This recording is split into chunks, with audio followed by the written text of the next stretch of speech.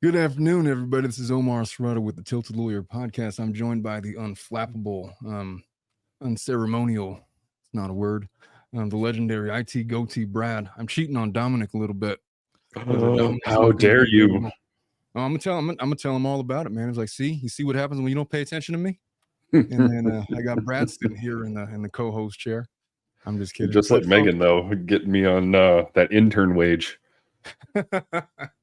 I saw you on the intern kick with Miss Megan Fox. But folks, we're going to be talking about Sarah Boone. There was a hearing, and it was a lengthy hearing. It was about an hour, 41 minutes. They went over a bunch of pre-trial stuff. And I got to tell you, man, I think the judge is making a mistake with this case insofar as he's not allowing her the ability to have not co-counsel, backup standby counsel, which I understand that he doesn't have to do it. I understand that.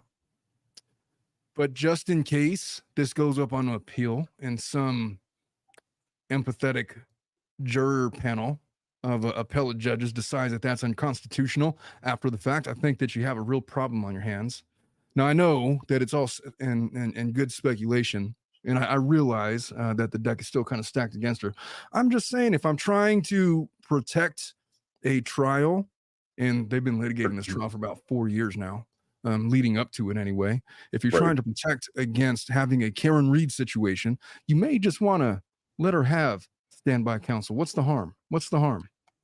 And then if her conduct forces the court to get rid of standby counsel, then at least you've checked all possible plausible boxes.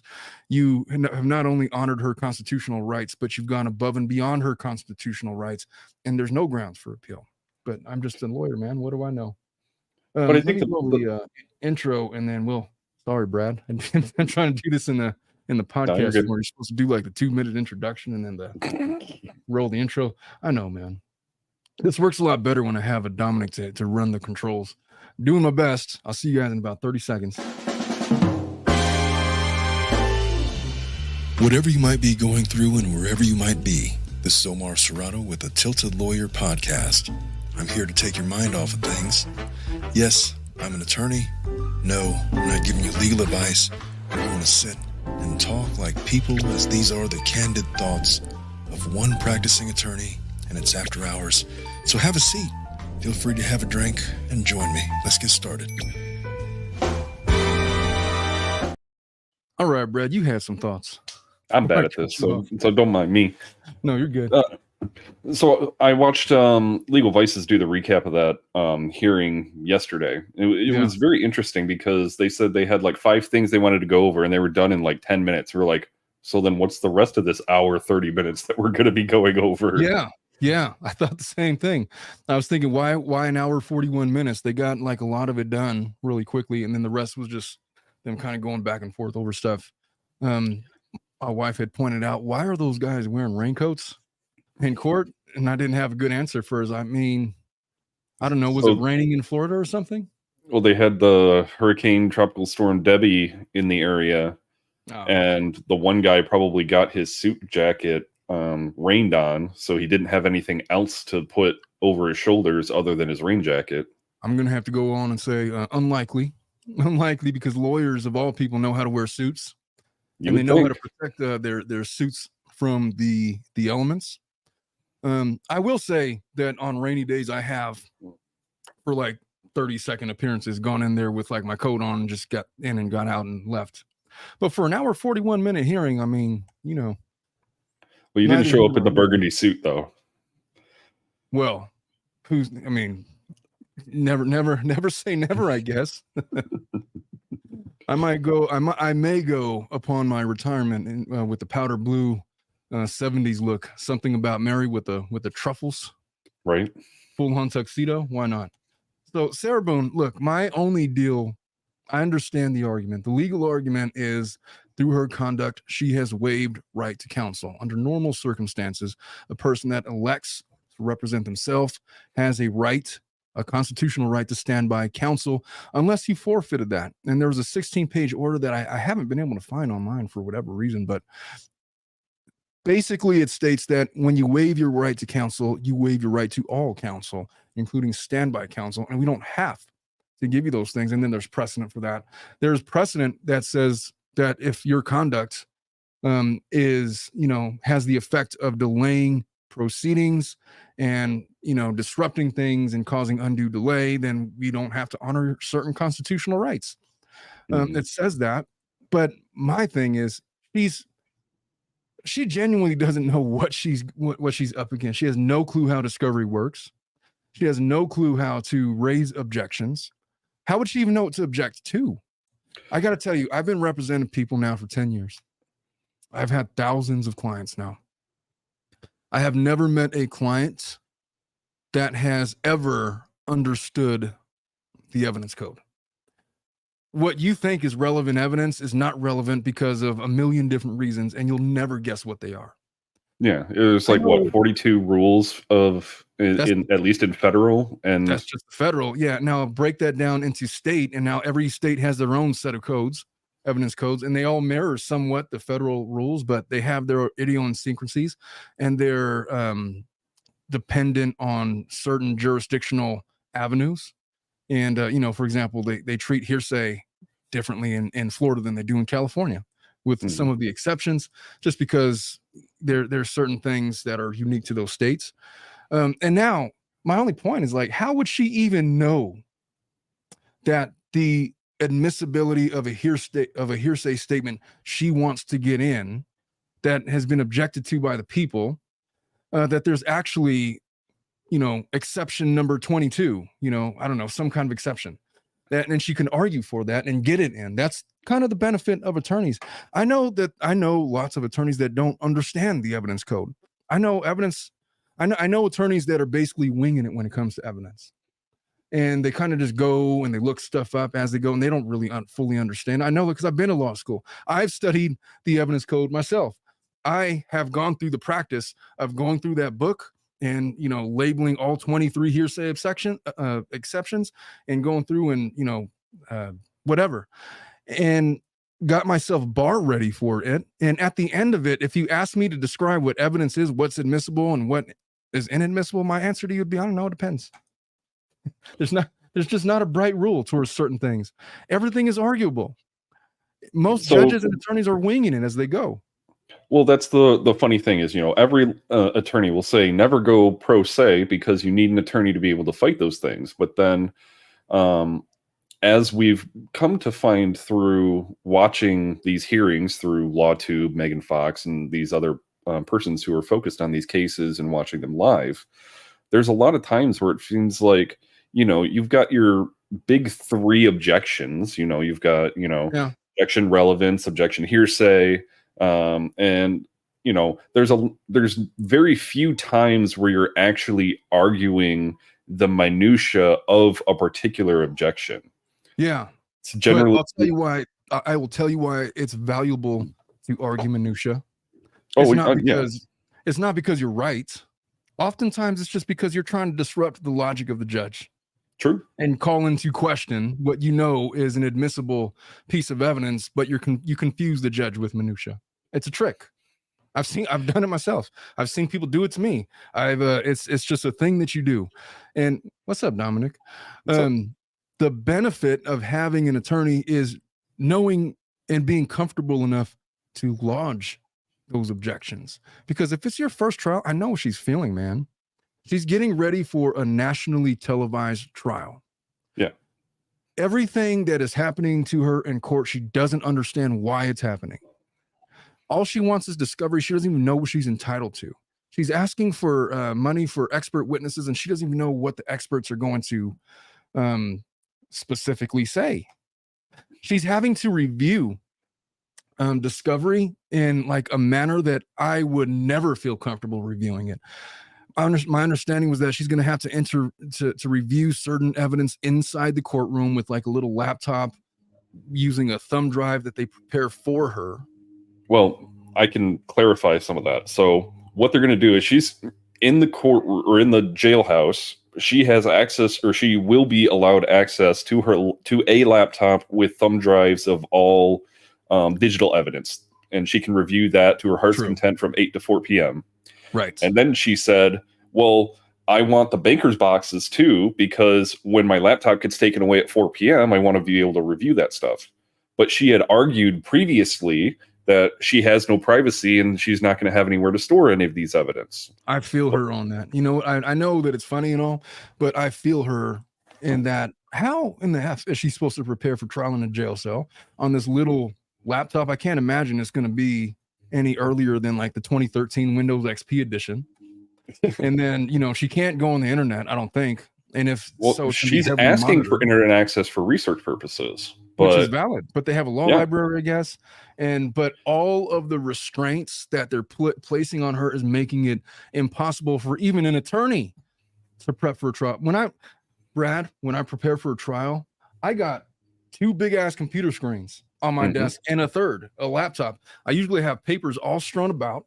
And then I'm like mapping my case. I need access to everything. And I don't work from 8 to 4, man. It's usually from like 11 at night until 5 in the morning if I'm prepping for a trial, because that's the level of work that goes into these things. And that's somebody that knows the rules, that's been doing this for over 10 years, that has trial experience, that has won, that has lost, that has gone to law school, that's passed the bar. I know all the rules. And even I will have questions about the admissibility of certain items of evidence, the admissibility about certain exhibits, lines of questioning for your own witnesses, for expert witnesses, challenging their expert witnesses. All of those things have to be ferreted out. And this lady doesn't even know the rules of procedure.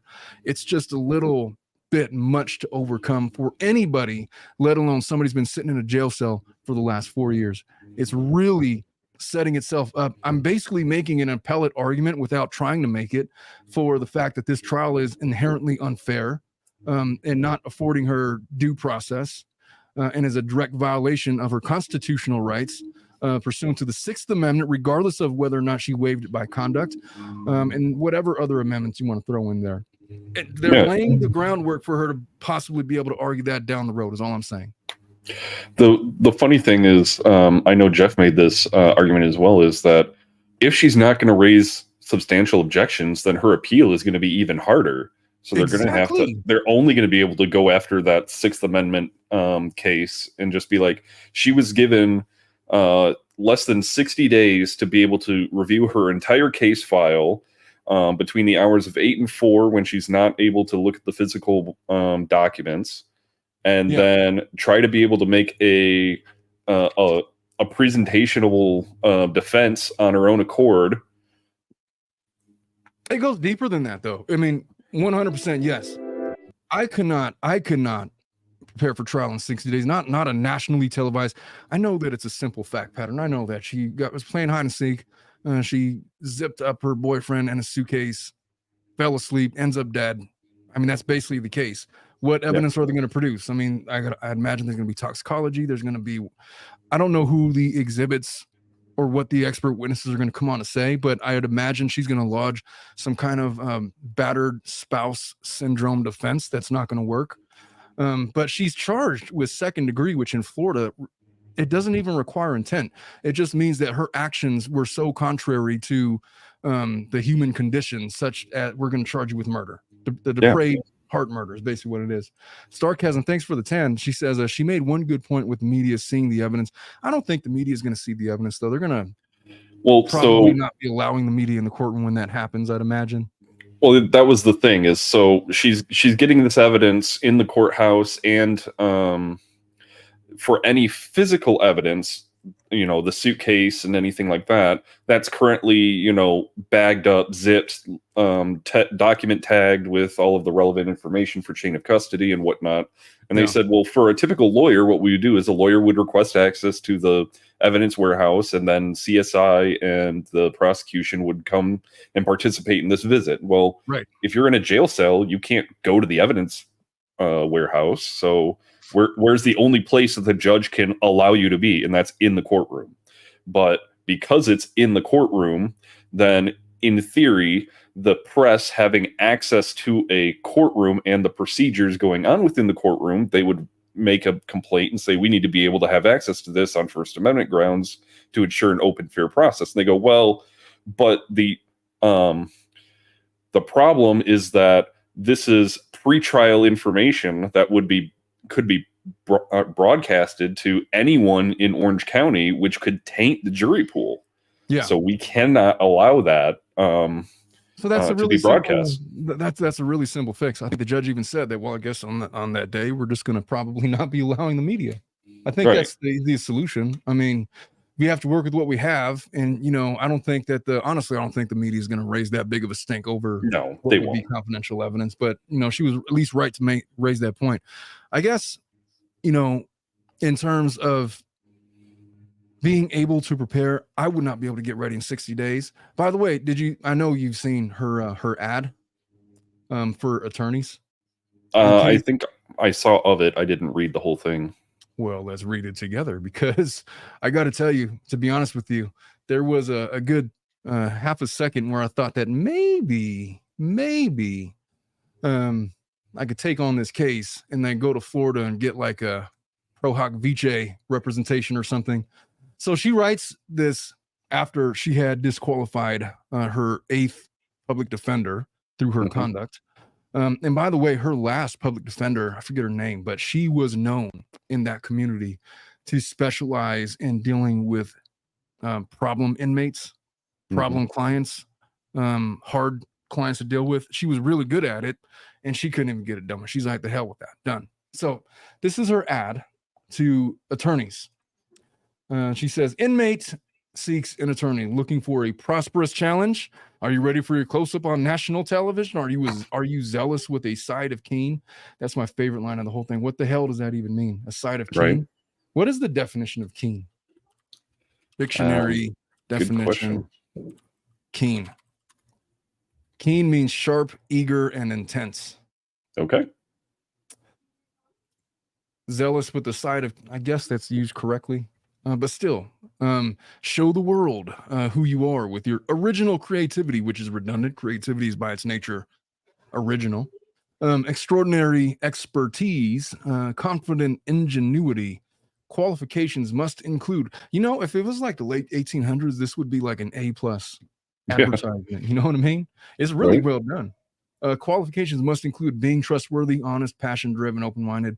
You got to have exceptional problem-solving skills, client inclusion at all times. All that. What does that even mean? I'm a little afraid of that one.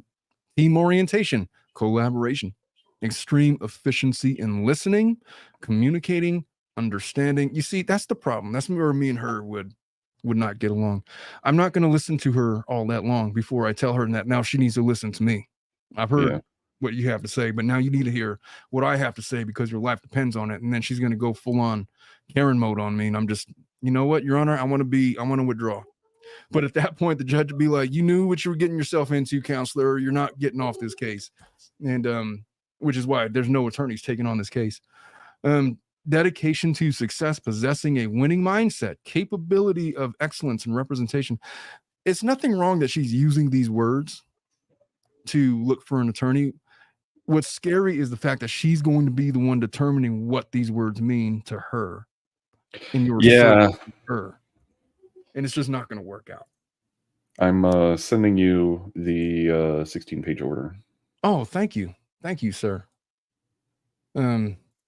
That's why Brad is an all-star. Hey, Dominic, I told Brad that I'm cheating on you with him. I can also send you the because docket he relates number. to the stream, and so Dom is my side chick. He's not my side chick. He's my side IT guy. I hurt Dominic's feeling. He's speechless with his anime logo. I sent you the docket number as well. You can search it on the myorangeclerk.com. Thank you, sir. Is that in the email? Yeah. Okay. It's 2 separate emails, but Florida is actually one of the nice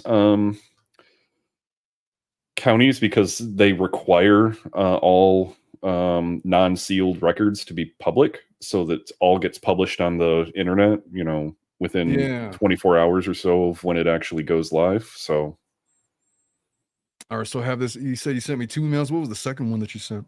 Just the case number. Oh, the case number. For reference. I got the order. Yeah, I'm looking all over for this. I couldn't find it. Now I have it. All right. So, all right, like I said, my big concern, and I don't want to do the thing where I replay the entire hour 41. There's lots of people that do that. I don't have the patience for it. Just know there was many exchanges where she says this is unfair. My constitutional rights have been violated. I have not waived my. She keeps on saying over and over, I have not waived my right to counsel. And then the judge says, yes, you have, for many reasons that I've already stated, and I'm not going to repeat to you. I got to say that as patient with the judge as he's been with her, just thinking about it, what would be the harm? I know he doesn't have to, but what would be the harm by just giving her standby counsel? I think that she might be more amenable to counsel after having gone through that hearing, because you can kind of see it in the questions that she's asking and understanding everything, that she's like, oh, this is going to be weird.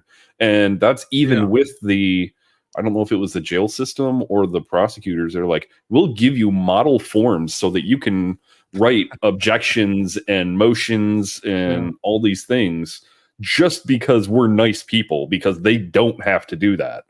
Yeah, but to be honest with you, to lodge objections, you don't really need templates for that, man. Just lodge a freaking objection. You could object orally, you could object in writing, you could object in crayon if you want. Except all of the objections that the judge said she has to do in writing. So okay, so she can't object orally then. So then she should write them down in this pre-trial phase. But yeah. I mean, of course, at trial she could object and all that, but I understand what you're saying. Pre-trial motions and all that. I am going to play through the first 10 minutes, and then I'm going to go through this order that you just graciously sent me, because I'm curious to see some of the reasoning myself. Maybe we'll arrive, because here's my legal opinion at this point. I agree that her waiver of counsel forfeits her right to standby counsel. I agree with that because it makes objective sense. However, I don't think that it would be harming anything to give her standby, just in case it becomes an appealable issue down the road.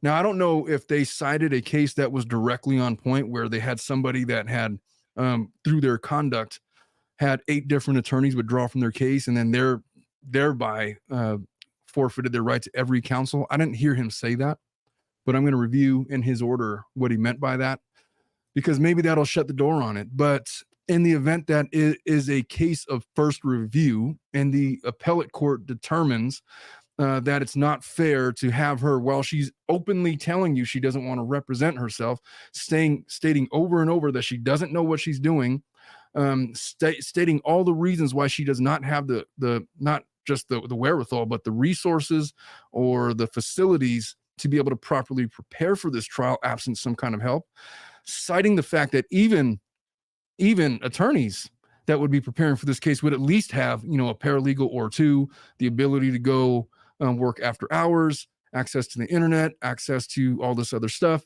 It was not a fair fight to begin with. We understand the conduct issue, but the least they could have done was to provide standby counsel in the event that it just went really, really wrong. Maybe I'm full of it, but that's just my thought. Maybe that's just me being extra cautious. Oh, I did get your second email right there. All right, so this is the beginning of the hearing. I'm going to try to zoom through this. Let's switch up the sure. We don't want you showing Discord for 10 minutes while you're trying to read something on screen. I did that the other day. I was like, see, where's Dominic when I need him, man? Okay, let me switch to this. Okay, here we go. Perfect.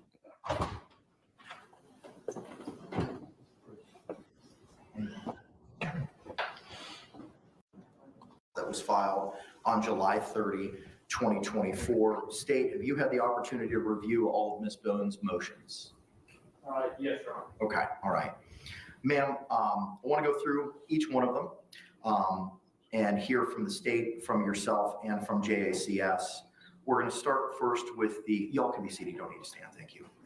The defendant's temporary motion for reservation of proposed cost to acquire investigator for defendant's defense and trial dated July 18, 2024, received July 29th. That request seeks to reserve any and all costs proposed to be incurred to acquire investigator. the defendant's temporary motion for reservation of proposed cause to acquire all witnesses for defendant's defense in trial dated July 18, 24, received July 29, 2024. The request is to reserve any and all costs proposed to be incurred to acquire all witnesses for trial. And then defendant's temporary motion for depositions to be conducted per FRCP Rule 3.220 by defendant under pro se attorney title and position ordered by the judge in court dated July 18, 2024 and received July 29, 2024. I have reviewed all of those motions. All three motions reflect to be determined or TBD with regard to the investigator, witnesses, and deponents. The total amounts are to be determined. How to calculate is unknown. As for the depositions, the date are to be determined and the amount of transcripts are unknown. Mr. Lake, I've reviewed your response. Do you have anything else to add, sir, with regard to those items, investigators, witnesses, or deponents? Not really. I'm just going to get to the part where they start talking about standby counsel. All the other stuff, you know, I'm not too concerned about cost allocation for investigator and case materials. This is the part where we start getting to the standby counsel issues. Lastly is the defendant's motion requesting immediate relief to the defendant by appointing effective standby counsel to aid in support and preparation of a criminal case for trial dated July 18, 2024 and received July 29, 2024. The request, ma'am, that you were seeking in that motion is to provide immediate relief to defendant by appointing effective standby counsel to aid in support and preparation of her criminal case for trial. State, do you have any position with regard to Ms. Boone's request for standby counsel? No, Your Honor, other than what's already been placed on the record in the court's order. Okay. Mr. Lake, anything over and above what's in your response? Just briefly, Your Honor, the point we would make, Your Honor, is I think Ms. Boone misunderstands the role of standby counsel. Standby counsel is not co-counsel or assistant counsel to a defendant. Standby counsel is there for when in the situation where a pro se defendant who is elected to represent herself decides at some point they want a lawyer, that allows the court to put a lawyer back into play at that point in time. In other words, it's a safety mechanism so that if a defendant who is decided to represent themselves decides at some point they do no longer want to represent themselves, the court has a lawyer already in place so that the progress is not delayed. It is not an assistant or a co-counsel. It is someone whose role is consenting not to get involved until the defendant says, I no longer want to represent myself. Ma'am, the courts had the opportunity to review the case law on this issue. There is no constitutional right to standby counsel as decided by Paul versus State 152 Southern 3rd 635 at pinpoint 641 by the Florida 4th District Court of Appeal in 2014, citing to the Florida Supreme Court case in Jones v. State 449 Southern 2nd 253 at pinpoint 258 from 1984. As the court has determined that you have forfeited and alternatively waived by your conduct the right to court-appointed counsel, the court is not required to appoint standby counsel. That's Brown v. State 45 Southern 3rd 110 at pinpoint 114 through 115, Florida 1st DCA 2010, citing to, again, Jones v. State by the Florida Supreme Court in 1984. There is no Sixth Amendment right to simultaneously proceeding pro se and with legal representation by the Florida Supreme Court in 2009 in Shepard versus State, 17 Southern 3rd, 275 and 279. For the reasons that the court identified in its 16-page order previously entered, your request for standby counsel is denied.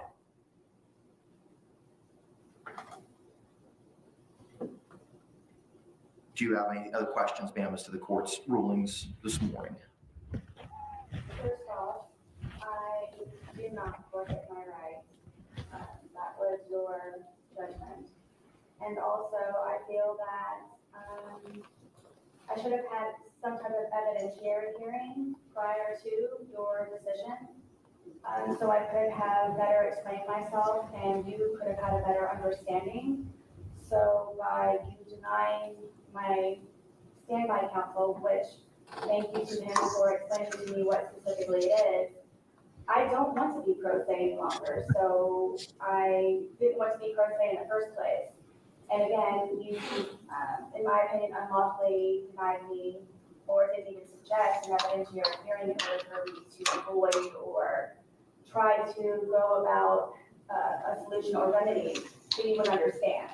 So I don't know if it's me either wasting your time or anybody else's time, if it's even an opportunity or if it's just something that is denied, period. It is denied, period. With regard to an evidentiary hearing, that seems to be in the realm of a Ferretta inquiry where a criminal defendant is seeking to represent themselves. And I would inquire of that person and have an evidentiary hearing as to the rights and remedies that you were forfeiting and the pros and cons of proceeding representing yourself and the benefits of being represented by counsel. Due to the Florida case law that was provided in the 16-page order, no such evidentiary hearing is required. So that's that. The way that they approached this 16-page order is like the first 13 pages of it are going over the procedural history and detailing all the reasons why her former attorneys decided to bow out on the case. And they go through all 8 of them. Let me see how far I can get through some of these. So here, I'll share my screen here. One day I'm going to get a lot faster at this, but maybe StreamYard doesn't make it quick and easy. That's the unfortunate thing. Yeah, is that big enough on the screen? Do I need to embiggen it? Yeah, just a little bit. All right. So March 9th, she's appointed the public defender. He moves to withdraw because due to defendant retaining private counsel, Mauricio Padilla. And then on March, 2 days later, that certain order allowing withdrawal was entered, which withdrew the public defender, entered further representation for defendant. Approximately a month later, Padilla moved to withdraw. Yeah, a month and a week, due to irreconcilable differences between undersigned and the defendant that have made it impossible for undersigned to effectively represent his client. As always, it is difficult to convey all particulars to the court, and at that time maintains all duties to the client. The motion was served upon the defendant, and defendant confirmed receipt. So he's out. On April 29th, the hearing was held on Padilla's motion to withdraw. At the time, Padilla had been representing defendant for 2 years. Oh, in 22. Okay. Oh, 2022. Yeah. So not a week. Okay. 2 Right. years. 2 years. Yeah, he was representing her. All right. Now we're on the same page. And he represented that defendant was present for the hearing and a sworn court advised Padilla that the court had received a letter from defendant which seemingly objected to Padilla's withdrawal. The court advised Padilla that the options were to not proceed on Padilla's motion to withdraw or provide the court more about the irreconcilable differences. Padilla requested an opportunity to amend the motion to address the irreconcilable differences. Gosh, this just sounds like a nightmare. Most of the time, these motions to withdraw are unopposed. And it's usually because the case is over, but there's still some ancillary stuff the client doesn't want to pay. But you're still stuck representing this person. And so you'll file this motion to withdraw. They won't show up. They've been properly noticed, and then the judge will grant it. It has never happened to me in my career where somebody has opposed my motion to withdraw for any reason ever. But I've never had a client like this either. And so there's that. So the court reserved ruling on Padilla's motion, gave Padilla until May 3rd to prepare and file an amended motion. The state advised of Padilla's diligence and preparation, and the court commended Padilla's work. Defendant testified to a lack of trust between herself and Padilla. So May 4th, he files an amended motion to withdraw, which supplemented the original grounds. Undersigned's relationship with defendant has become adversarial. The aforementioned adversarial relationship has interfered with undersigned counsels. Undersigned appreciates the court providing him the opportunity to amend his previous stuff. They couldn't get along. She pissed me off to the point where I don't feel comfortable representing her because my blood is boiling too much. I can't take it, Your Honor. I'm not doing it. I'm not. So May 6th, 2022, he files a second amended motion, which further supplements the original grounds. He says, undersigned relationship with the defendant has deteriorated to a point where undersigned counsel can no longer give effective aid in the fair representation of Ms. Boone's defense. The motion is in compliance with this case. Rules regulating the Florida bar are present. He's just basically saying that, look, there's no hope of any meaningful communication here. On May 10th, hearing was held on the second amended motion. Defendant was present for the hearing and was sworn. Padilla advised the court that he had no other choice to file the motion due to ethical concerns, which is fair because you have to. Sometimes attorneys are put in a position where they have to represent people that they don't like. Now think back. Well, I'm talking like you're an attorney, but like the first couple years that I practiced, I had no say and who I was representing. None. I didn't get to pick my clients. I was an associate at a law firm and I represented who they wanted me to represent. And if I didn't get along, you better find a way, buddy, because here's a stack of cases. Pick a case. It doesn't matter, but it's yours. If you're lucky. When I tell you I have represented undesirables, I mean, I have represented accused child molesters, accused violent essayists, accused murderers, the worst of the worst, all with attitudes, all with varying degrees of just sliminess, to the point where I would walk in and just literally feel just dirty, slimy, entering the jail cell as I was interviewing them. And sometimes when you're representing people like that, especially in criminal court, they get real squirrely about their case and they're sitting there all day in a jail cell and have all of these really great ideas about all the things that they want me to say to the judge that's going to somehow get their case dismissed, not understanding that that's just not how it works ever. And I don't know what your cellmate Bob is telling you over there, that, well, my cousin had this other attorney. He just said that and he got his case. He just got his case thrown out. That's what I need you to do. It's like, which is why he's still in the jail. Yeah, it's always inmate's cousin, right? It's always some other person. These tall tales of these weird cases that somehow got thrown out because of this crazy magical lawyer, Better Call Saul over here. But they'll have these ideas, and when you shut them down, they get real, real angry, which I imagine is what's going on with Sarah Boone. And I imagine it's probably stemming from something like this. I'm sure she read somewhere that second-degree murder is a crime involving intent, and she didn't intend to kill him, and so therefore she can't be guilty.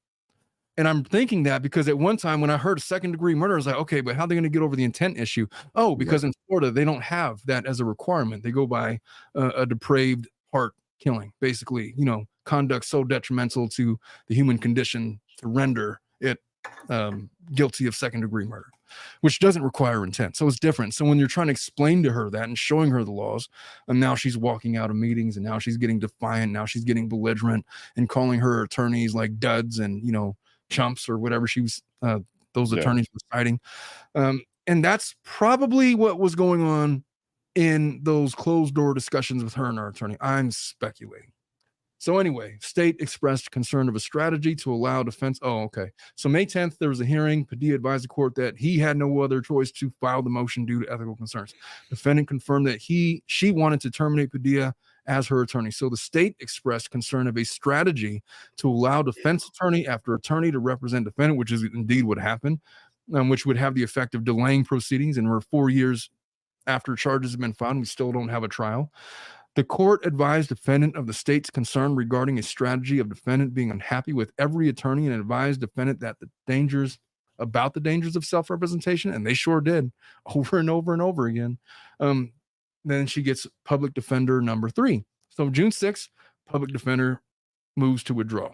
On June 7th, that certain order. Yeah.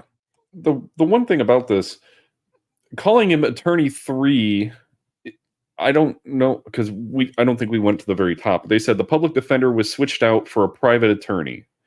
So she's like, I'm gonna go this with my own guy, and she went with him for 2 years. That's a pretty long time to have singular counsel. It's not like she went through them like water and whatnot. And I'm playing devil's advocate here, but the idea is that to say that she you know, if you're given counsel and you're electing to pay for counsel, that's the whole point, is that you're only given a public defender if you cannot afford your own attorney. But if she found or maybe Padilla was doing it pro bono for whatever reason, and maybe because he wanted to get on national TV. My other, which is a valid premise, but I'll tell you what often happens with private attorneys is they put up with a lot more than government attorneys will because they're getting paid. Like, let's just say that this was just a normal, I'm going to charge, all right, this is a nationally televised criminal trial where you're facing second-degree murder charges. That's at least a minimum of a 6-figure retainer. And that buys you a lot of patience with your attorney. Now, when that money runs out and he's no longer putting up with it, he's done. That's how you get 2 years in with an attorney and decide at the end of it, you know what, I can't. Now, public defenders making the same amount of money no matter who they represent. They have a much shorter leash, but you also have to mind you, they are also forced to represent all of the indigent criminals that run through that courtroom. Right. They are the ones that get appointed. They really don't get a chance to pick who they represent or not. They're getting the worst of the worst. Very often they can't communicate with their clients because of, belligerence or behavioral issues. And so they're more used to it, but they got a shorter leash. What's in it for them, man? They're not getting paid. They don't need this life. And so this is attorney number 3. She gets attorney number 4, I guess. So June 7th, certain order allowing public defender withdrawal was entered, which withdrew that public defender. Now we get attorney number 4. That lasted until June 10th, when RCC moved to withdraw due to a conflict. That might not have been Sarah's fault. If it's a conflict, maybe he was like related to the victim or something. I don't know. On June 22nd, that order allowing the withdrawal for the conflict was granted, I imagine. So July 8th. So they appointed Mark Consolo. That's attorney number 5. He moves to withdraw due to a conflict. Well, maybe that's not what they mean by conflict. I don't know. It can't be the case that there's 2 withdrawable conflicts in a row. On June 11th, that certain withdrawal order was entered, which withdrew Consolo. On July 12th, Bankowitz in open court requested a continuance due to his recent appointment, and that was granted. Thereafter, the court set a pre-trial conference for October 25th, 2022 at 9 a.m. October 25th, about 3 months later, the court held the pretrial conference and addressed the court's understanding that a continuance was being sought and that court's judicial assistant was to reach out to the parties to confirm if the continuance was being sought. On October 27th, Bankowitz files a motion to continue. So, all right, he's given it a try. He's in there for 3 months now. October 28th, stipulated motion to continue. November 22nd, status hearing. December 19th, Bankowitz says, F this, moves to withdraw due to irreconcilable differences which have arisen between the undersigned, his client, and his family. The undersigned will be unable to effectively and properly continue representing the defendant herein. The next day, hearing was held. Bankowitz didn't appear because of a car accident. They reset the hearing to December 22nd. Eventually, his order was granted. Going down to... There's a bunch of juice there. I know. I can't skip over that. So defendant was present. Court advised defendant that the court had received letters from defendant. This was when she was in her writing letters phase. Letter dated October 3rd, October 7th. Okay. The court conducted a Nelson hearing, and defendant was not seeking to remove Bankowitz. Bankowitz advised the court of the thousands of pages in discovery that he had reviewed and organized, and his contact and potential use of and collaboration with expert witnesses, including experts that Padilla utilized. Bankowitz advised the court of defendant's attempts to call Bankowitz at a rate of 5 to 10 times a day. Oof. Jesus Christ, man. That used to happen to me when I was a younger attorney. You get these real nervous clients that just call you multiple times a day. I've learned how to deal with it a little bit better. Just like, look, if I'm going to represent you, you cannot call me like at 11:30 at night with all of these questions because you have this anxiety. Just write all your questions down in the morning, put them in an email. I'll call you. I promise I'll go through all of it and it'll be done. But this whole 5 to 10 times a day thing, imagine if he's got like other cases, and I'm sure he does. He did. Right. Bankowitz further advised of his efforts to balance the demands of other clients with the defendant's expectations for communication. In response, defendant reposted that Bankowitz's representations were untruths, raised Bankowitz's prior public reprimands for lack of communication, alleged Bankowitz's action in this case rose to a similar level, and then sought to remove she sought to remove Bankowitz. Get me another attorney. Wow. Yeah. The riposte is it's a fencing term about like paring away an attack and then also making a lunge. Oh, so it's like a counter. Yeah. Like parry counter. All right. The court pointed out defendants' inconsistent statements within minutes of them being made and addressed concerns over defendants' motivations, especially when there was something defendant disagreed with. Court specifically advised defendant that she is not entitled to an endless line of court-appointed lawyers until you find the one that you personally prefer. Court also explained the circumstances where a defendant could represent herself. Ultimately, the defendant did not request to remove Bankowitz. Court denied Bankowitz's motion to withdraw and directed Bankowitz to have a conference with defendant prior to the pretrial conference previously set for January 17th. Yikes. So case was continued several times due to Bankowitz's attempt to retain an expert. During this time period, court receives more letters, all of these letters and all of these dates. On August 22nd, Bankowitz again moves to withdraw because of irreconcilable differences. Always difficult to convey all particulars to the court. It's really hard to write those kinds of motions because there's attorney-client privilege. You can't just go and say, my client said this, this, and that. You can't. Those discussions are confidential. There's exceptions to that, but that's why you hear them all talk like this. Irreconcilable differences. What they're really saying is that my client's a bitch. I can't deal with her. She's calling me names. I'm trying to tell her this, and she's just not listening. Because she's insisting on doing all this other stuff. So you never get like the full picture of what is going on. You get these boilerplate paragraphs. That's why they're written like that. He says the defendant will not be satisfied with any attorney unless said attorney does not have a caseload and can dedicate his or her time solely to Miss Boone's case. That's probably true. The best possible avenue is to have defendants represent herself, as no attorney can satisfy her. Wow, that's crazy that he said that. Well, which is funny because she had a private attorney, and yes, private attorneys can have other cases, but versus a public defender, you're going to get a lot more personal time, quote unquote, with a private attorney than you're going to get with a public defender. Well, that's 100% because they got probably 100 cases deep that they're juggling at any one time. And you're one of 100. You know, private attorneys have a much smaller caseload. But yeah, that's probably a very real thing. She was caught up in the difference in ability to communicate with her private attorney versus this guy, and it pissed her off.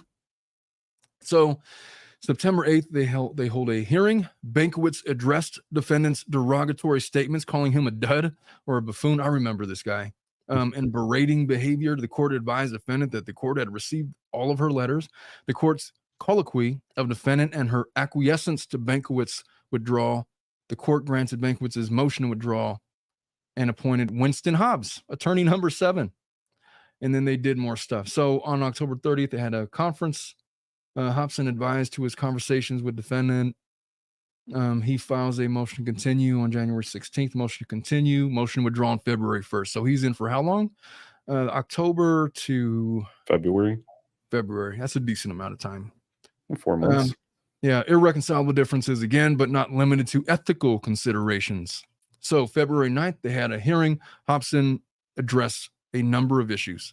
As for the basis of withdrawing, including disagreements on legal strategy, I bet you that probably goes back to the intent thing. On what can and cannot be done, a lack of resources, and defendant's demands make her difficult to work with, including defendant taking non-viable legal positions and being unreasonable. I can't tell you how many times I've been in family court and my client has really wanted me to say something, and I'll look over and I'll say that, but this is what the judge is going to say in response to that, and it's not going to be good. It's like, I know they're going to say that, but could you just say it in? Fine. All right. Your Honor, she doesn't feel comfortable with overnights because dad can't change diapers. And the judge would be like, well, madam, he can read the instructions on the box. Your request is denied. I mean, I didn't like changing diapers until I had a kid. Then I got acquainted real quick. It takes like maybe 1 or 2 times to get the hang of it, honestly. And to be fair, I've changed like probably 10% of the diapers. My wife is the expert on all of that. But it's not that hard to change the diapers is the point, you know? All right. So Hobson addresses a number of issues for the basis. Oh, we read that, didn't we? Hobson advised that the retained and undisclosed expert as to a key substantive defense. Hobson advised that the retained and undisclosed expert is not keeping with what defendant had in mind. Court advised defendant that the court had received a letter. Court outlined the overriding claims by withdrawal all these other attorneys, adversarial relationships, lack of satisfaction, and ability to meet. The court found that all of defendant's relationships with all court-appointed counsel have deteriorated such that defendant and the court-appointed counsel cannot work together. Court advised defendant that although defendant has a right to court-appointed counsel, that right is not unlimited. I remember this hearing too. The court twice advised defendant that defendant may not be provided another court-appointed attorney and that defendant would have to represent herself if circumstances similar to Hobson's motion to withdraw occur. So she was warned. She's appointed Patricia Cashman. That's the one. So Patricia Cashman is the one that's known in those circles as having this special skill where she's just able to deal with these kinds of clients. The lion tamer.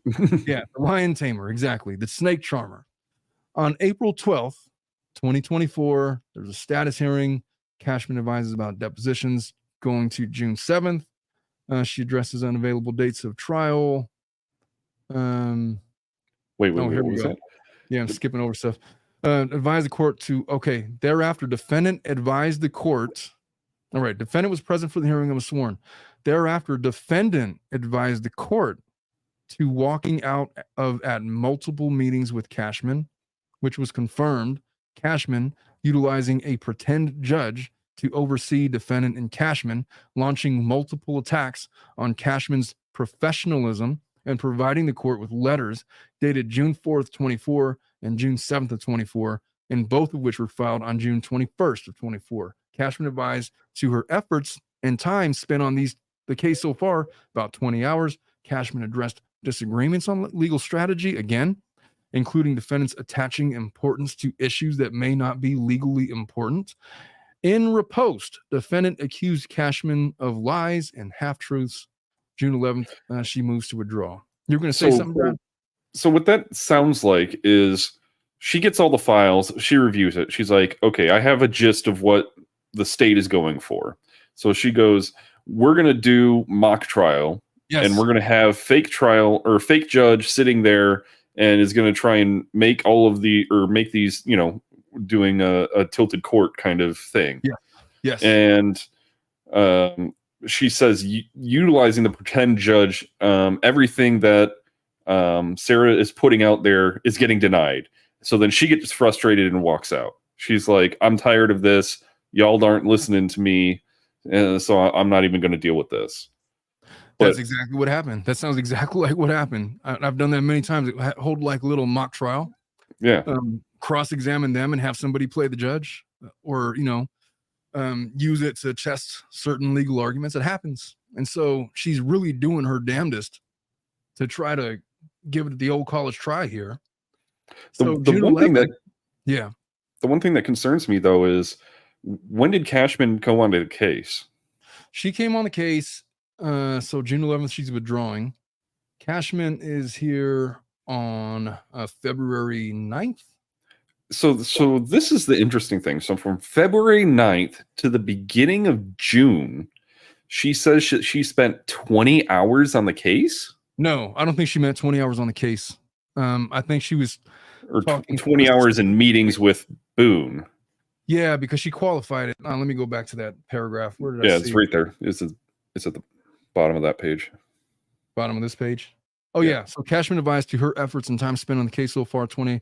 Okay, so let me read this again to make sure I'm not misreading it. So therefore, defendant advised the court to walking out multiple times, pretend judge oversee defendant and Cashman launching multiple attacks on Cashman's professionalism, providing the court with letters and dated June 4th, 24, and both of which were filed on June 21, 2024. Cashman advised her efforts and time spent on the case so far, 20 hours.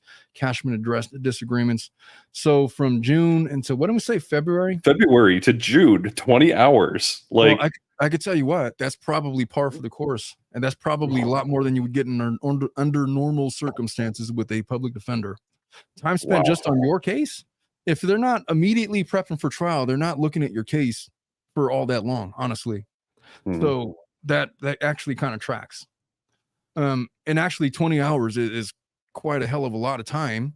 If she's just talking billable hours. Even at $300 an hour, that's over $6,000. No. Yeah. Yeah, that's let's say she's going for private counsel. Private counsel on a case like this would be at least $500 an hour, and you're talking about 20 times 5. That's like that's about 10 grand worth of work. Yeah, that's about right. That's honestly about right. And so you're not really when I mentioned that you're all day and night prepping for a trial, that's usually when trial is approaching. Like these other hearings, you're getting discovery. You don't even have all the evidence yet. You're writing motions. It's not as labor intensive until you start really approaching trial, and then it gets really labor intensive. And so, yeah, I guess that's fair. So Cashman addressed disagreements on legal strategy. So June 11th, she moves to withdraw, citing substantial risk that the representation of one or more clients will be materially limited by the lawyer's responsibilities to another client and irreconcilable differences. So she has other cases. June 28th, they hold a hearing.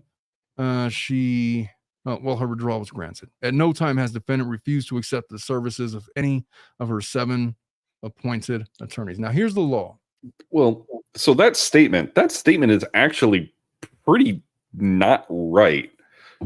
She's used multiple attorneys. Now, the disagreements that they have doesn't mean that she's refused to accept the services.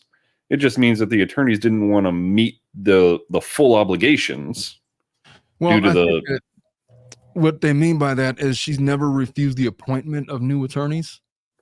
It's just that their relationship after the appointment has always deteriorated to the point where it just was never feasible. I think that's what they mean by that. That phrasing though just doesn't sound.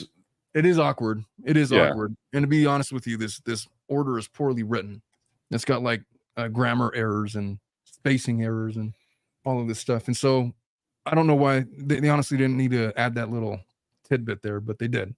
Yeah. So they're saying the law is that both the United States and the Florida constitutions guarantee an indigent criminal defendant the right to assistance of appointed counsel. The counsel clause of the Florida Constitution under Article 1, Section 16 recognizes the right to counsel as well as self-representation in all criminal prosecutions.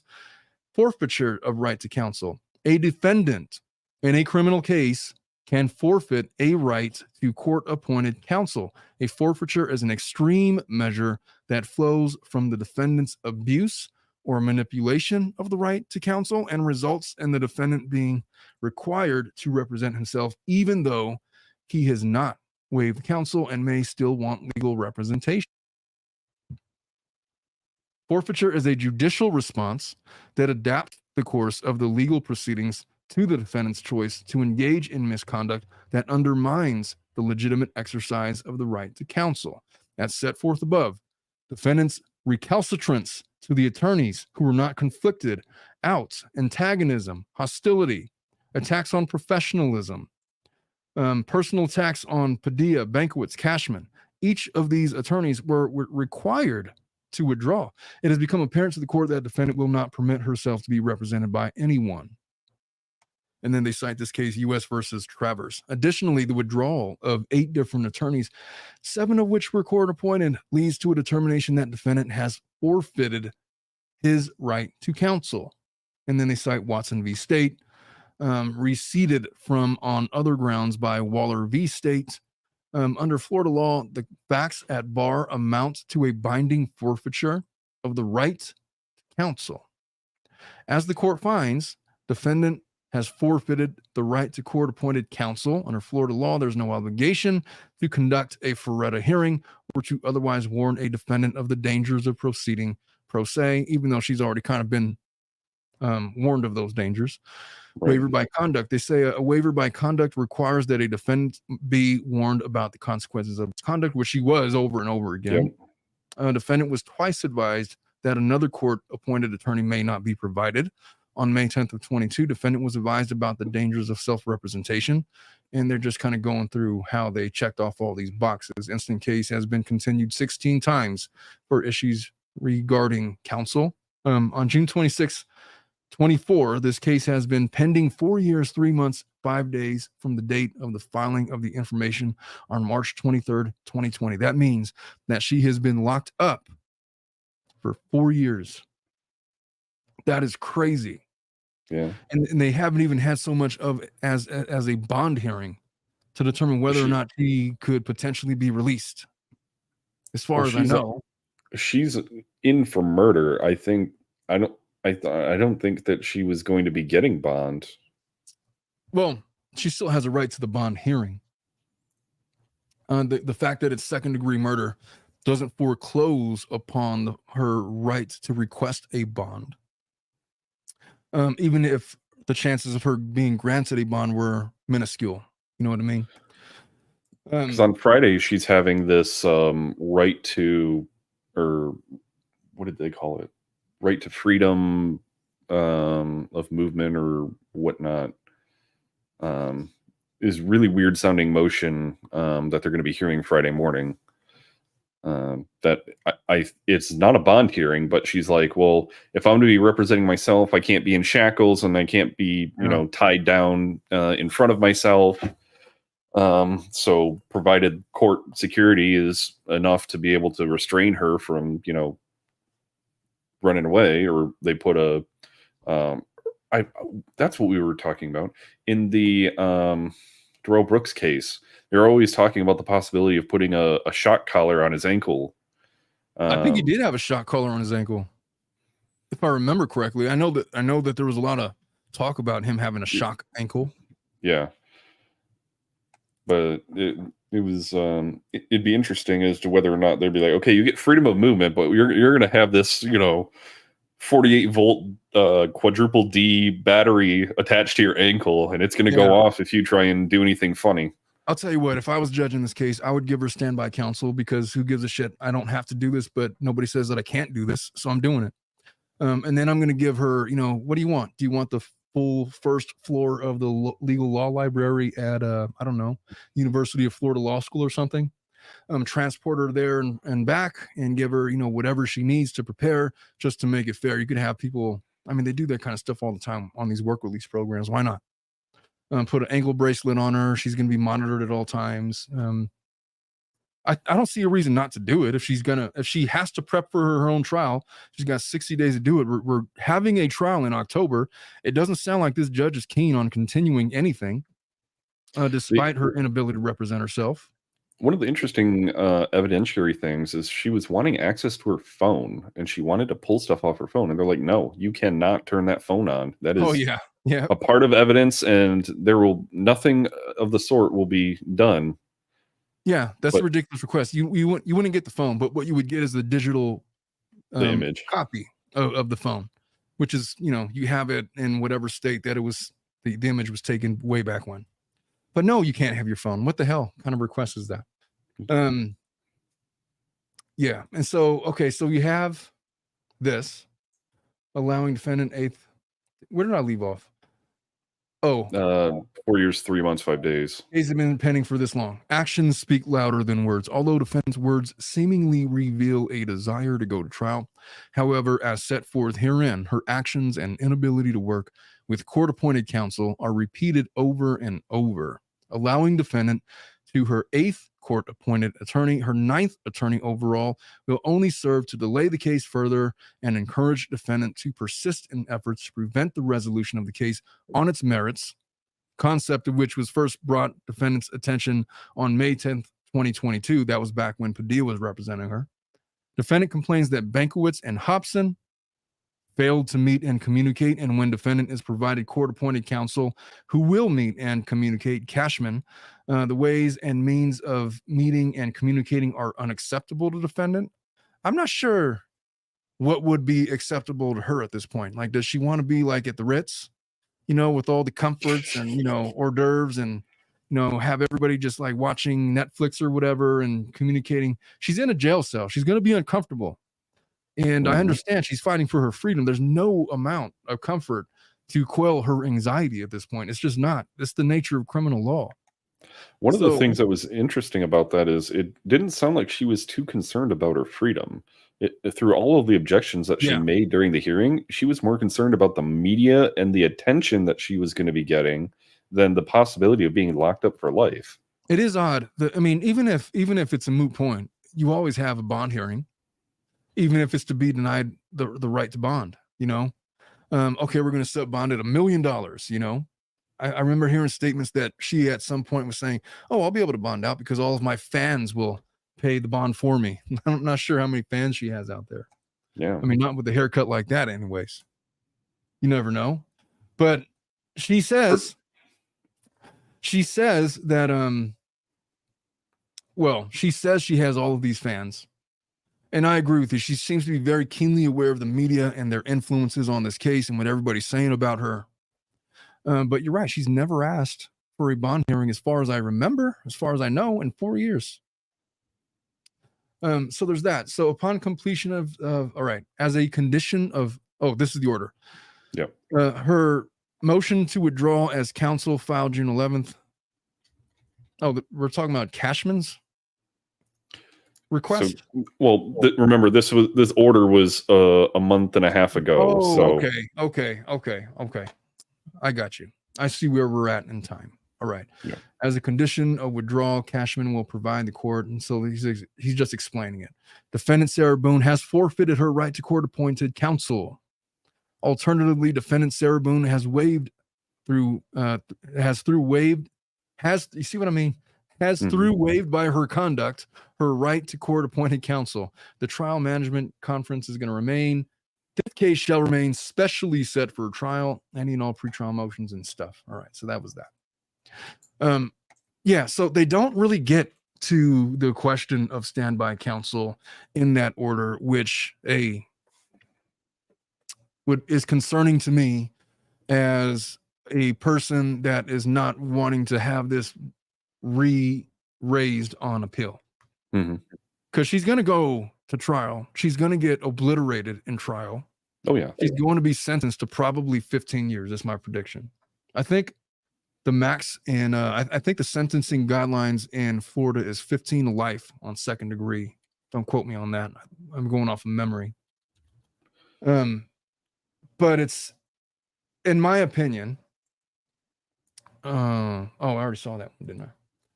In my opinion, when she's convicted and sentenced, I think that she's going to get sentenced to 15 years. And I think she's going to be credited with the 4.5 to 5 years that she's already been locked up. Yeah. Meaning she'll be eligible for parole in sometime like 2032. If that's even a thing, I don't know. But I'm guessing a 15-year sentence on this one. Could you conjure up a defense for Sarah Boone? Could I conjure one up? Now, I don't know the entire fact pattern.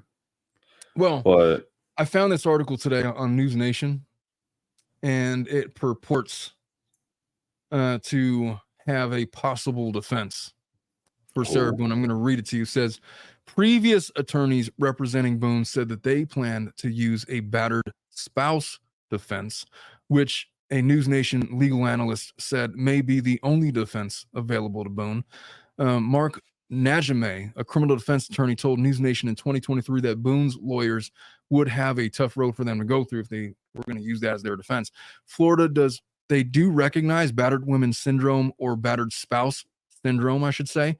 It's typically the woman who's the victim in these matters, but you have to really show that it is perpetual, that is ongoing, that escalated,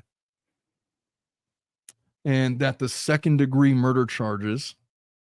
News Nation legal analyst Misty Maris told News Nation that the second-degree murder charges show that Boone participated in an inherently dangerous activity that was likely to result in death. Maris said that Boone's comments in the video speak to Boone's intent and establish the recklessness needed to be convicted on second-degree murder charges. I don't know, man. I don't see the battered spouse syndrome for a couple of reasons. They appear to have been violent towards each other, and they were still living together. And by her own account, they were playing around and screwing around, playing hide and seek. They were drinking. She's on video chastising him, and I mean, I guess speaking to that defense, she does bring up instances of when her boyfriend would choke her, if you recall, in her drunken state. Do you remember that video? I don't. Let me, you know what? Okay, so if I'm playing devil's advocate, not a lawyer, but pretending to be a lawyer, I would have to be able to produce emails, phone conversations, and videos showing how terrible of a douchebag her boyfriend was, and go for the ultimate guilt trip in saying Sarah Boone was the victim because she was putting up with all of this stuff. She was only able to lash out as best she could. I don't know if she was employed or what her profession was, but at that point, I would say she didn't have a job. She was staying at home. She felt chained to the house because she had no other option to try and get away. Well, you would certainly need to have expert witnesses to speak to her behavior. And what you'd have to do is find a way to tie in the way that she was treated during the duration of the relationship, that it so impacted her psychological state that she can't be held accountable for her actions. That's essentially what it is. But there's it just doesn't fly in the context of what we know. But let's just say that you presented that argument. Let's just say that he beat her up so much and that he psychologically tortured her so much that it drove her to the point where now he's got her in a suitcase and she has the key. And now he's got her in a position, she has him in a position where he can no longer hurt her. Right. And in her drunken state, she is processing all of this trauma in the moment, such that she has no understanding that his life is in peril. It was for no other reason that she decided to do this than the years and multiple instances of domestic violence that has been perpetrated on her, not just physically, not just the chokings, not just the beatings, not just the verbal abuse, not just all of the other stuff. It was all of it combined that led her to this final moment where now he's in a suitcase and she has him, and in her intoxicated state, all of this trauma is being released at once, and therefore it's not reasonable that we should held her to account for her actions. Now you're going to make that argument with your expert witnesses, and then you're going to play this video, and this is what the jury's going to see. Let me share this with everybody so it could really have the effect. All right. Oops. Okay. Now, imagine I just made that argument. That's her taking the video of him in the suitcase? It's literally her with her iPhone out. Oh, with him. And you've never seen this video? Holy shit. Okay, so this is literally her sitting on the couch. You can see her flip-flops right there at the bottom of the screen. This is the suitcase, the infamous suitcase. Her boyfriend is in there. All right. Now, keep in mind what I've just argued and place it in the context of what you're about to see. Mm-hmm.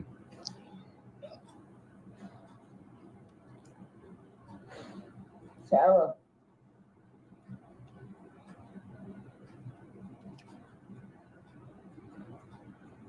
For everything you've done to me. Sarah. For everything you've done to me. Sarah. You. Sarah. You. Sarah. Stupid. Sarah. That's my name. Don't wear it up. Sarah. I can't breathe. Seriously. Yeah, that's when you do when you choke me. Sarah. Sarah.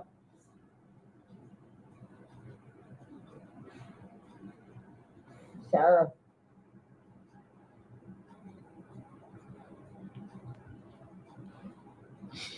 Sarah, I can't breathe, babe. That's on you.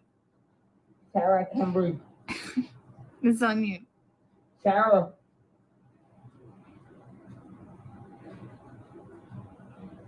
Real or ransom. I want to get video for it extra. Because I got this. Sarah. Real or ransom. Sarah.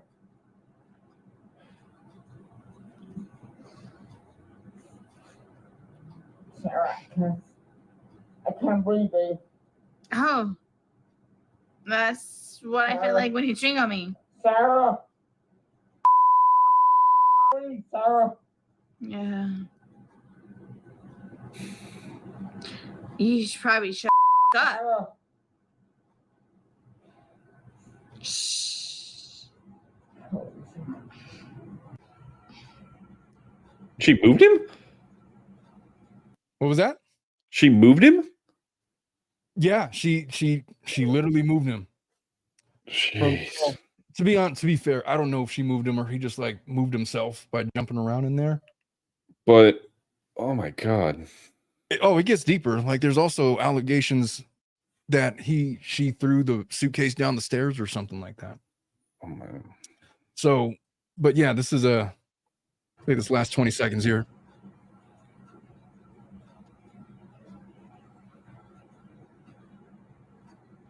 Sarah.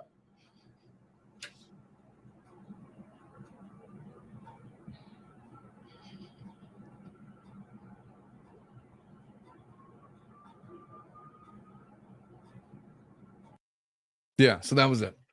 So just Jen made a good point. Her flip-flop had moved to right next to that suitcase after it moved. I did not notice the moving of the flip-flops. And now I've X'd out of the video, so I can't get it back. But I'll take your word for it. But yeah, there's definitely people it was definitely suspected that she was moving him around while he was in the suitcase, potentially kicking the suitcase, potentially throwing him down the stairs when he was in the suitcase. All right, so you wanted to argue that battered spouse. Well, you didn't want to argue it, but you were making an argument, right, about battered spouse syndrome. So, and having never seen that as a first impression, so I would actually be a better jurist in that regard. I agree. And if a defendant or if a public defender was to make that argument and then show me that in opening statements, closing statements, that would have a significant impact. Because if the evidence is, one, able to be brought in, and two, credible enough through expert testimony and whatnot, wow, that the idea that you could feel that release that you were talking about, how the weight of trauma being lifted off her shoulders from being choked any number of times is just wild. That's the argument they'd have to make. Yeah, that's how I would argue it.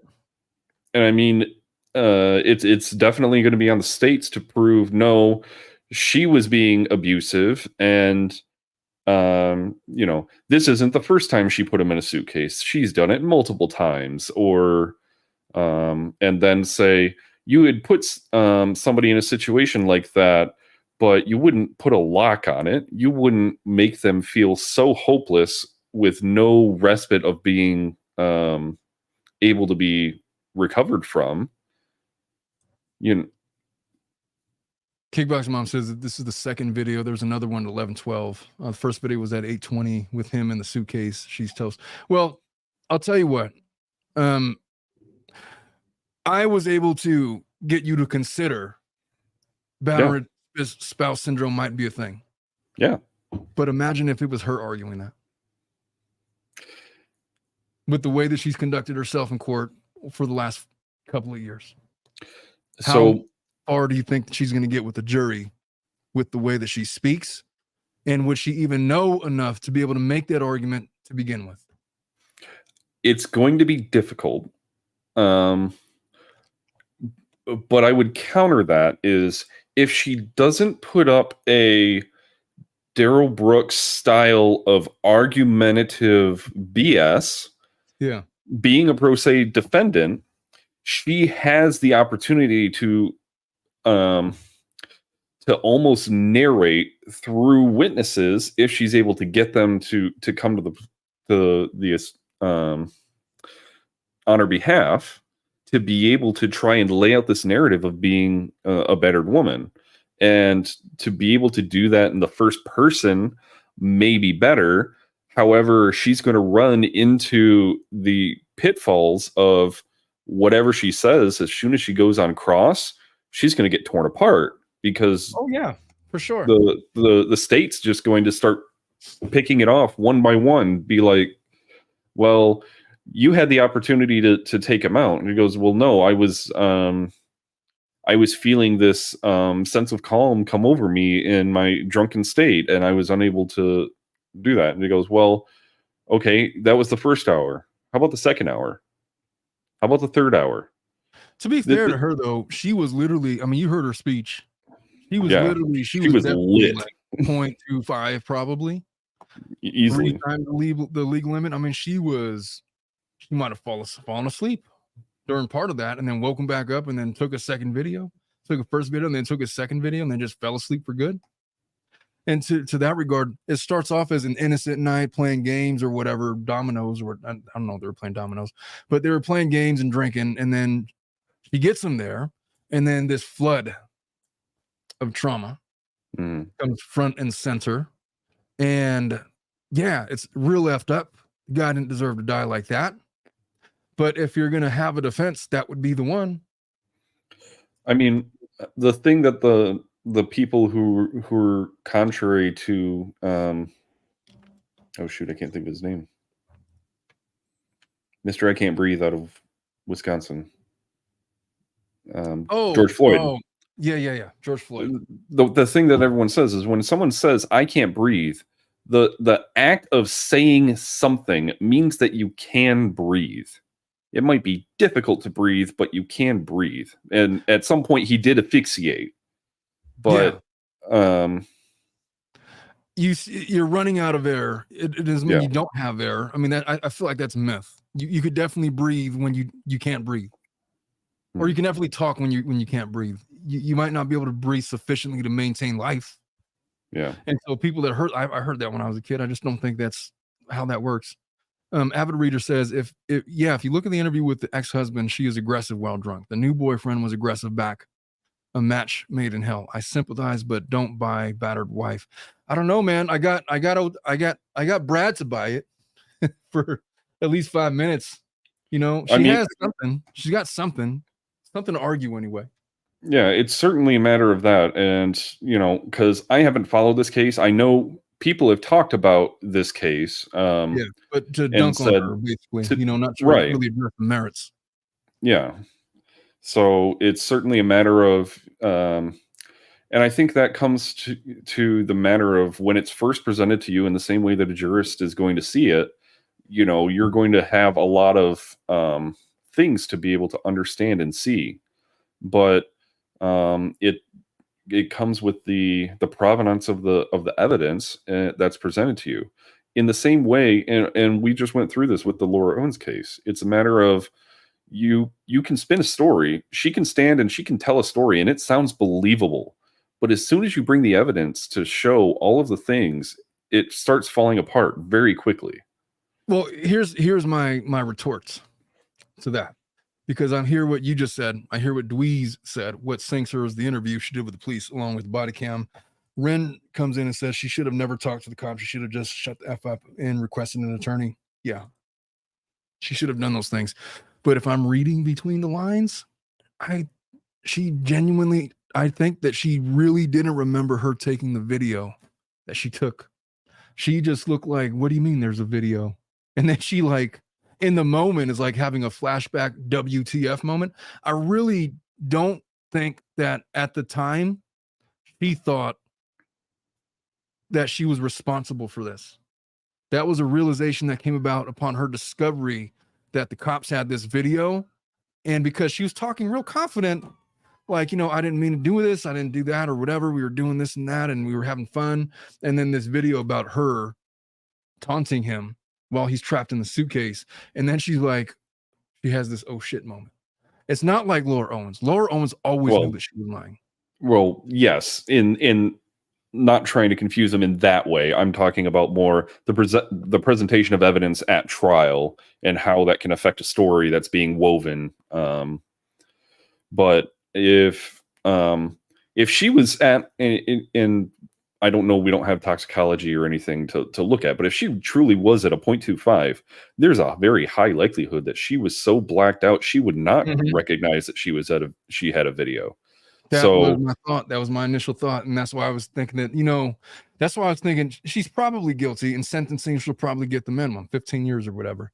But she also has a viable defense. If you could get a jury to buy battered spouse syndrome and spin it, that all of the things that she was using to taunt him, she wasn't taunting him for his looks. She wasn't taunting him for any other reason. All the things that she was mentioning were traumatic events that had occurred during the lifespan of their relationship that she was recounting in her 0.25 or greater state of intoxicity, and having a trauma release, and then she fell asleep and the guy died. Although intent is not an issue, if you believe that battered spouse syndrome is something that is a thing, and that if Florida law requires you to consider it in her acquittal, then she's not guilty of this crime. That's going to be her defense. That would be that any competent attorney would try to make. But she's not going to have a competent attorney. She's going to have to do this herself, and good luck with that. She's going to lose. It's not happening with her representing herself. All right. So I just shared something if you want to bring that up.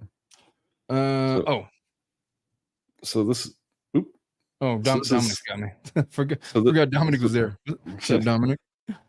So this is our statute. It says title, what is that, 26 or 56? 60s. I can't read normal. 66, whatever. Big statute. Yeah. The unlawful killing of a human being when perpetrated by an act imminently dangerous to another and evincing a depraved mind regardless of human life, although without premeditated design to affect the death of any particular individual. Yeah. It can be a first-degree felony up to 30 years with 10,000 in fines, a first-degree capital felony, trafficking, sexual battery, robbery, and no, murder of another individual. I guess, but they got her for the second degree, 15 years, so up to 15. So she might go in for up to 15, not 15 life, up to 15. Yeah, up to 15. So she might go 7 years with 4 years served. If she was in California, I don't know if they do the same thing in Florida, but while she's waiting trial, she's getting 2-for-1 credits if she were to be serving that time in California. So that means that 4 years turns into 8 years. Right. Which means she may be sentenced and released if they give her just credit for time served. I can see that conceivably happening with a competent defense. Honestly, if you're taking on this case and you're preparing her defense, you're really not trying to win this case because it's almost unwinnable. You're going to present the battered spouse syndrome, not so much for acquittal, although that might happen with an effective defense or presentation. You're really doing it to mitigate sentencing.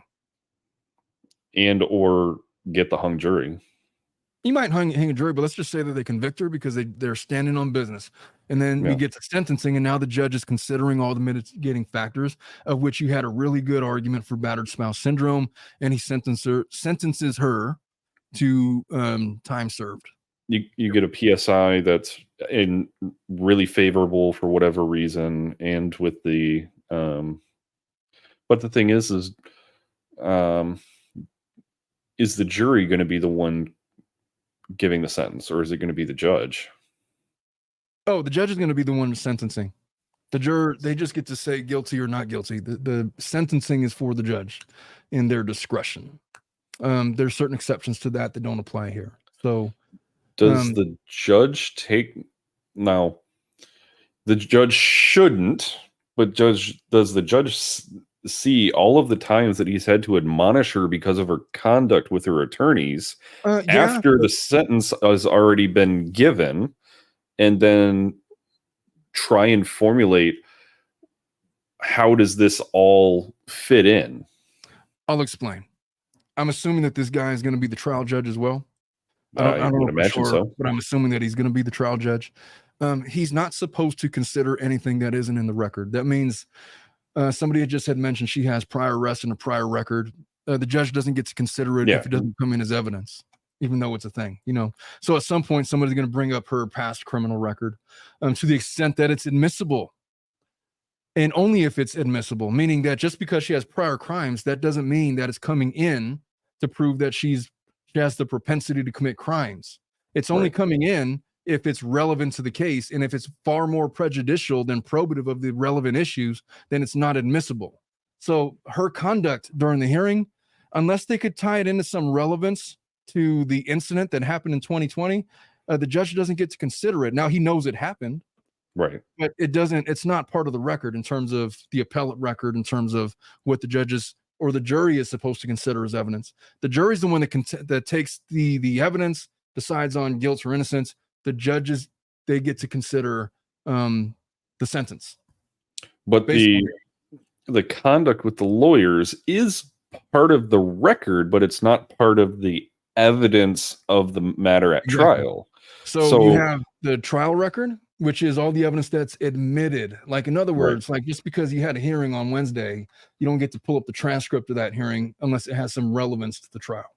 Right. So although the judge is the one that has conducted all the hearings, he could remember all of that stuff, but he can never cite to any of it unless it was made part of the record. We got into some of that with the Laura Owen stuff, and whether or not the judge was ever presented with some of the facts that she based the findings the prior on. Knowledge findings.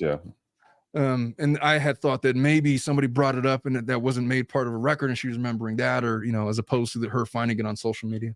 Doesn't matter. But the point is that her conduct in the hearings is not going to really affect the trial, insofar as the jury's going to be attributing guilt or innocence, and the judge is not supposed to consider it, although he's heard it. He's there. Right. So there's Sarah Boone. I don't know, man. I feel like I'm the eternal optimist. I feel like I could represent Sarah Boone and at least put up a merit-based defense. I'm not saying I would win. I'm just saying that I could ask some questions and make people think. But am I going to represent her? No. Certainly give her a better chance than herself. Yeah, I do a lot better job than her for sure, but she would have to listen to me first. I wouldn't be about listening to her. She'd have to sit down and listen to me. But I just don't have any faith that she's willing to do that. Maybe she is. Maybe she understands now how hard this shit is, because she's having to do all the things that lawyers are supposed to do. And it's her first run. She doesn't have a law degree. She doesn't know what half these terms mean. She doesn't know what objections to make. She doesn't know the difference between admissibility and inadmissibility. She doesn't know the difference. She's still arguing her waiver of right to attorney, which tells me she just has no clue what's going on. The one thing that Jeff was pointing out was actually she may not have been able to phrase it correctly, but if she doesn't have her discovery materials, how is she going to be able to submit a witness list that she wants to be able to have submitted? Because they're like, we need witness list within 30 days. And they're like, if I don't even have my evidence, how am I supposed to do this? But they're going to go back to the witness list was basically made for you at this point. It's just that you've got to find it and submit it. Right. And plus, they've had 4 years of discovery going back and forth. It's not like she doesn't have any discovery. She's making specific requests. They're doing her best. They are doing their best to fulfill her discovery request, regardless of their relevance. They're making sure that they got. So it's not like she doesn't have anything, but at some point there is a discovery cutoff. And it's like, look, you had 4 years, man. If you haven't asked for it by now. And so if there is, for example, something that she has asked for that they've promised her that they don't give her, then they will continue the trial on those grounds. That's an easy mistrial or appellate issue. But to the extent that they provided her just about everything, and they're already making mechanisms to get her the things that she's asking for, even if it's imperfect, and potentially creating appellate issues, which I don't really see that being a thing as much as the standby counsel thing. This trial is going forward in October. I think this judge is hell-bent on getting this thing over and done with. And that's So- all I have to say about the Sarah Boone matter for today. So been going for about an hour and a half.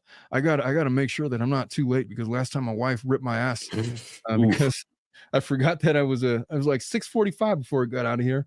But hey, I wanted to, like, for about 5 minutes or so, discuss what you think about the VPs and everything.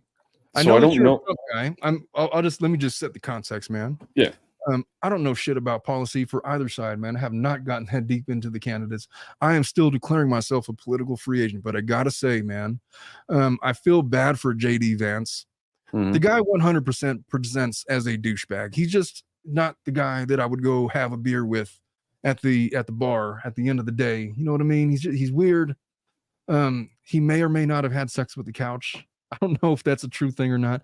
People are making fun of him about it. It's not really all that important. I don't really care. But this new guy, Waltz, I got to tell you, man, regardless of what you think about his policies, in terms of charisma of the 4 presidents and VP people that are running, he is by far the most entertaining to listen to, at least on the strength of that one speech he just gave. I don't know. What are your thoughts? Well, I'll say I have not listened to anything from Vance since he's been nominated, and I've heard of nothing of Waltz. One, because I'm from Michigan and not Minnesota, and 2, he's been virtually nameless in the political sphere. Could I play something for you? I want you to get your thoughts. I want to get your thoughts. But I will say the media is so corrupt, because for sure. Have you seen the supercuts of every commentator calling JD Vance weird? And it's Yes. like, oh, he's so weird. And it's like, everybody God. knows that he's weird now, because the media's been all over that. They've been all over that. But it's just, they get their talking points from whoever, and then they go run with it. And then you get these supercuts of everyone saying that he's weird. And it looks really bad.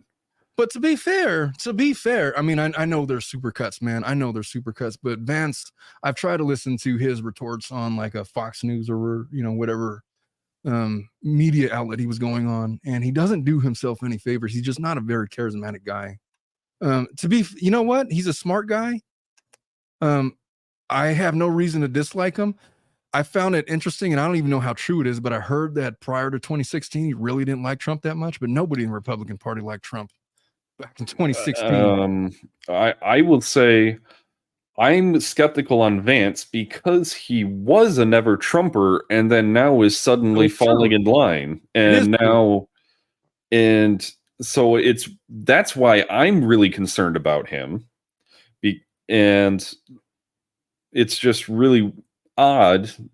But I did see that Kamala and Waltz gave some speach in Philadelphia. I'm only focused on the VP because we don't got a whole lot of time, and I'm not trying to get in political debates. I just thought that this was kind of hilarious. What was I will just say this. I'll say this about the campaign. Like, everything that I hear from Trump right now is like all doom and gloom. Kamala Harris, if she gets in office, then this whole country is going to be ruined, and everybody's going to die, and all the illegals are going to murder everybody. And it just feels a lot happier on the Democratic side of things. Like, they're just painting a rosier picture. Like, with Trump, it's like, unless you elect me, this whole country is going to hell. And it's very much, unless you bow down and kiss the ring, then, I will make life miserable for you. And that's kind of just been his political practice, which I've gotten used to it since 2016. But if you juxtapose that with what you're seeing from the Democrats right now, it's really hard not to at least crack a smile, even if you're a Trump supporter, about what's going on over there. But let me just play this, not because there's any merit to it, just because I thought it was hilarious. I'm not going to play the whole thing, just the bit that I'm looking for. I am sharing it. Okay. Yep. And when somebody tells you are, they believe him. He said he'd ban abortion across this. All right.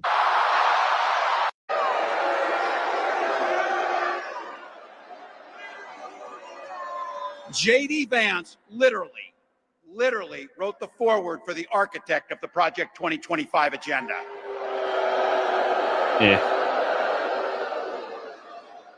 Like all regular people I grew up with in the heartland, JD studied at Yale, had his career funded by Silicon Valley billionaires, and then wrote a bestseller trashing that community. Come on. That's not what middle America is. And I got to. What happened, Brad? Okay, so I can't speak to the merits of what he's saying, but it's really weird that he's saying that JD Vance is sponsored by Silicon Valley when Silicon Valley overwhelmingly funds Democrats in terms of political contributions. Yeah, I agree. Look, I haven't vetted anything that he's saying, so for all I know, it could be completely untrue. But I'll finish this last little bit of it. Okay. Funny. Tell you, I can't wait to debate the guy.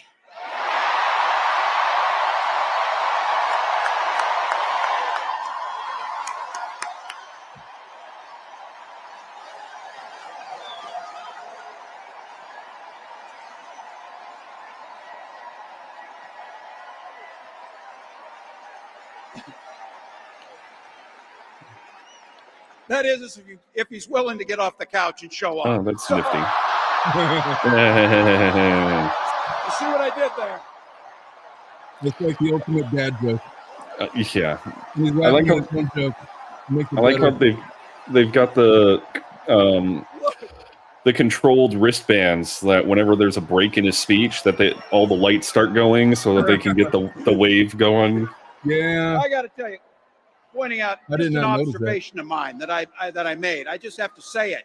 You know it, you feel it. These guys are creepy, and yes, just weird as hell. That's what you see. That's what you see. The talking point doesn't work. I know the Republicans get real mad at that talking point. But you can't say that they're not saying the exact same thing about crazy Kamala Harris and her crazy cackle or whatever they're saying, and how she's like bat-ass crazy leftist, going to destroy the country. They're basically saying the same thing. I think the difference now is before they were going up against Biden, he wasn't ever going to do that. Hillary was never going to do that. Now they're just like, F it. Those people are freaking weird. And so it's like they're fighting with the same toolbox, and it's just making for good comedy at the very least. You know what I mean? Have you heard of the thing that Waltz was accused and has been, from what I've seen, been proven true of? What's that? He had to get his stomach pumped because he had a gallon of horse semen in it. There's no way that that's true. I've heard that, and I've seen multiple things. You have not. I'm looking it up right now. Waltz, gallon of horse. Brad, I better not have some crazy stuff come up on my search. I did it in a okay, it says AP did not fact check. Okay. Of course. Did Tim Waltz have to get his stomach pumped? Tim Waltz just seems like the kind of dad so it makes super weird when you it appears to not be a thing, Brad. AI search is unable to provide information on whether or not that's true or not, which leads me to believe that it's false. Tim Waltz horse semen story hoax. So now they're trying to make shit up about the guy. Okay, so I saw the AP fact check, and I was like, if that's true, then that's absolutely wild. It's like I heard the same thing about Richard Gere when I was 8. Back in 1988. They were saying stuff about him. Well, they were saying stuff about him and gerbils. Oh. It was and so as soon as you said that, I legitimately thought that you were joking. But could I challenge you to do one thing, Brad? Yeah, sure. We're literally having to talk about the 2024 presidential debate. I did a show on Friday, and I was September 10th, I think, is what it's supposed to be. What's on September 10th? The Kamala and Trump debate. Oh, are they actually going to do it? Is it going to be on ABC or on Fox News? Kamala's pushing back on the Fox News debate. Yeah, and Trump's pushing back on ABC. Well, because the idea was that he had agreed to do Biden on ABC on the 10th, and then now because Biden's no longer running, that would have wiped that one clean, and now he wants to present another one. Yeah. And then they're claiming that he is trying to go back on his word. It's like, well, no, because you weren't on the stage at that point, so that wasn't your debate. You're just taking his debate of. Oh, they're eventually going to debate, man. This is all silly games. I just want to point this out before I go because I got to go in like 2 minutes. But yep.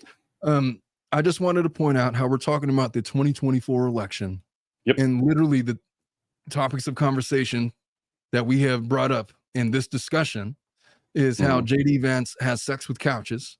Yeah. And you told me how Tim Walz had to have a gallon of horse semen pumped from his stomach. Now, I want you to take that thought and I want you to Google on YouTube the 1960 presidential debates. JFK, Richard Nixon. You're going to be bored out of your mind. You want to know why? Oh, yeah. Because it is 100% policy based. Oh, yeah. No insult. I remember I didn't watch 04. I remember watching 08, 2012, 2016, and 2020. So 12 was the last like legitimate. 12 was decent, although I would say that it's really weird how Obama says that Mitt Romney needs to give up his foreign policy because the Cold War called or whatever. And the Cold War called and they want their foreign policy back because they were talking about Russia. And then 4 years later, they're like, oh, Russia destroyed the election because they had it in for Trump and didn't want Hillary. And it's like, okay. There was a lot of craziness going back to 2016, man. Trump so changed the landscape that it's just everything is unrecognizable, man. He changed the rules. He literally changed the rules. Yeah. It's crazy. All right. Yeah, Brad. So I got to go.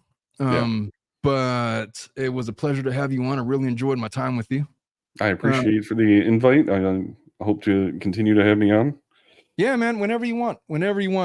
Hey, Dominic, you want to come up on stage? Or is he making a sandwich? What's up, Dominic? Yeah. What's up?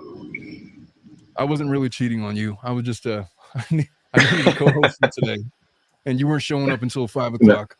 I have to make an announcement for the subscribers to this channel. So we just signed a contract with the Believe Podcast Network. What does that mean? It means that we're going to be putting out daily episodes starting next week. I have to find time to do it. And the only time I'm going to have to do it is going to be like at 11 o'clock at night Pacific time when many of you are going to be asleep. So to the extent that you guys are Patreon followers, and paid members, you'll be able to listen to the live show of that. And if you're not, then cool. If you're subscribed to the audio podcast, and right now I'm not sure where my podcast is hosted right now, but they're about to be hosted on basically every virtual known podcast outlet in the country, in the world, really. If you want to listen to our podcast and you want to take me to the gym and just listen, and you don't need to see my made for radio face on the YouTube screen, then by all means, just download the podcast, Apple Podcasts, Spotify, Castbox, whatever you listen to.